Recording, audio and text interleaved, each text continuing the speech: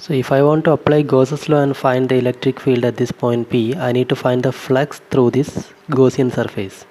That means I have to find the flux through each surface, that is surface 1 here at this top, surface 2 which is on the side, and surface 3 here. So through all the three surfaces I have to find the flux. So we know the flux is calculated as E delta S cos theta, that is product of electric field and the surface area and cosine of the angle theta between electric field and the surface area vector. So if I consider here as the area, this surface if I use, here is my surface area, that is delta S, which is a vector. I have to show the direction. We know the direction of area is normally outward, so this is the direction. If this is the surface area, this is the direction of the area delta S, and we know the positive charge creates electric field away, so this will be the electric field direction. So the electric field and the area vector will be perpendicular, which means the angle theta is 90 degree. The flux becomes E into delta S into cos 90, which is 0. So through this surface the flux is 0.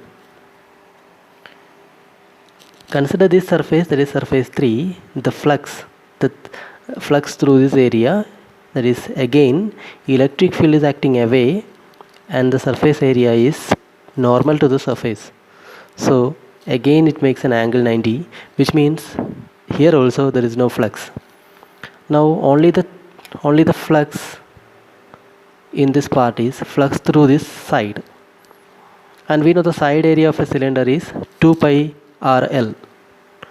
So the flux is through 2 pi RL area, and the area vector, suppose if I consider this as the point, at this point again the area vector will be normal to this side. So area will be along the direction of electric field, which means at this point alone the angle between electric field and the area vector will be 0. So as I said, we have three surfaces, one is this side, one is this side, and the other one is this side. So here the area vector is acting upward, this is the direction of the area, and the electric field will be acting towards the right side, so they make a 90 degree angle. Here also it happens.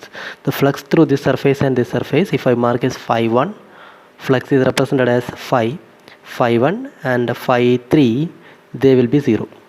And through this surface, as I said, this surface electric field will be acting away from it like this, and at that point surface area also will be acting in this direction. Suppose here if I consider at this point, area has a direction normal to this surface.